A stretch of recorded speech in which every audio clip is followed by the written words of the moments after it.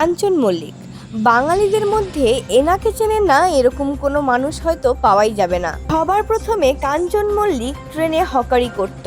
সারা জীবনে অনেকটা স্ট্রাগল করে তারপরেই অভিনয় জগতে পা রেখেছেন। কাঞ্চনদার অভিনয়গুলো আমারও খুব পছন্দের। তারপর 2024 সালে সে হাঁটুর বয়সী একটা মেয়েকে বিয়ে করেন।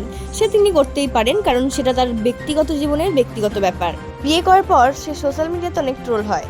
এর মধ্যে সুদীপ্ত চক্রবর্তী লেখেন, একসময় বন্ধু সহ সহকর্মী কাঞ্চন মল্লিক তাকে ত্যাগ দিলাম।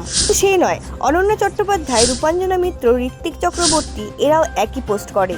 কারণটা জানতে হলে আগে এই ভিডিওটা দেখো।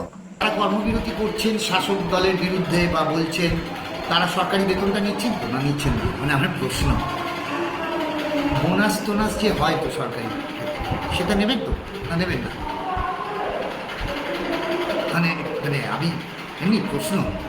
কাঞ্চন মল্লিক সেই সব জুনিয়র ডাক্তারদেরকে উদ্দেশ্য করে বলছে যারা তিলোত্তমার প্রতিবাদে রাস্তায় নেমেছে। বলছে সরকারি বেতন নেবেন তো, বোনাস টোনাস নেবেন তো নাকি নেবেন না। কাঞ্চন মল্লিক জানেন না যে সরকার থেকে তাদেরকে যে বেতনটা দেওয়া হয় সেটা তাদের পরিশ্রমের ফল।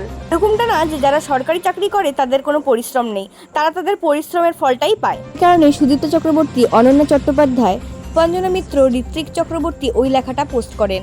এই কথাটা বলার পরে স্বাভাবিকভাবেই সবাই কাঞ্চনদার উপরে ক্ষেপে যায়।